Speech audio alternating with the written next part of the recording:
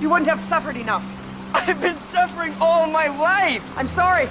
It's not enough. The amount of suffering that you understand, the amount of pain that you've gone through makes you appreciate the happiness and the beautiful moments with much more intensity. You know what it's like to be poor, and you know what it's like to work hard. And you will want so much for them to like you, and they just won't. And it'll break your heart.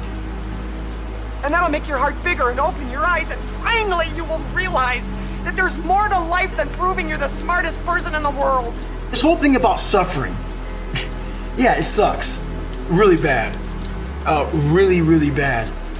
But we all live on this side of suffering. On this side. This nice box that's very comfortable, that we know when everything's gonna happen. We're in it, it's good. We know how everything's gonna turn out. It's those few people who are willing to go on this side of suffering. And once they get through that, ask him how he feels now. His mind, how far he grew. In that short period of time, he grew so much more than a normal person because he was willing to go outside himself. Because on the other end of suffering is greatness. We're built to walk uphill. And when you reach the pinnacle of the hill, you want to stop and appreciate the vision. But the next thing you want is a higher hill in the distance, because it's the uphill climb that it's from the uphill climb that we derive our value. And I mean this technically. So almost all the positive emotion we feel, that's experienced in relationship to a goal. And so in some sense, you want a goal that you can never attain, right? So you can always move closer to the goal that recedes as you move towards it. You think, well, that's frustrating. It's like Sisyphus pushing the rock uphill. But it's not, because as you pursue that goal, you put yourself together and your life does get better and richer and more abundant. You want them to be above everything you're doing so you can continually move towards something that's more sublime and better. That's what you are. You're here to live, not to sleep. Because you wouldn't have prayed like you pray had you not been hurt. You wouldn't love like you love had you not been hurt, because you know what it's like to hate somebody. So you refuse to go down that path. Feelings has nothing to do with it. This is my dream. This is what I'm going to do. And I'm going to do the things that I don't feel like doing. I'm going to do the things I don't want to do. I'm going to do the things that don't come easy to me, that do not come natural to me. I'm going to get up and do it. You can't live your life on feelings.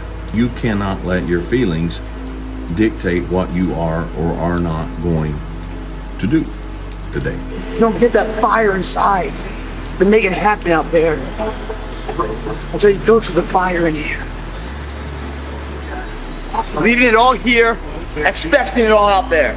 That's how it works. When you leave it all here, guys, you then have the right to expect it all out there. It doesn't work the other way around. You can't half-ass it here and expect anything but a half-ass life out there. You know, it doesn't get easy, my friend. Running 12 plus miles a day, doing 800 plus push-ups a day, lifting weights every single day, working 2 jobs, working out of my comfort zone at the club. But it's worth it. Because if you think it's about fitness, you're wrong. If you think it's about the money, you're wrong. Because it all goes back to one point. One important point, my friend. I'm in it for the mentality. The mentality to keep going, no matter what happens. Nothing should be easy. If it's easy, it's not going to be worth doing. So many people love to have the opportunity to find the easy way out and celebrate something that they never really worked hard to get. It gives you an opportunity to appreciate the challenges more, the letdowns, the failures.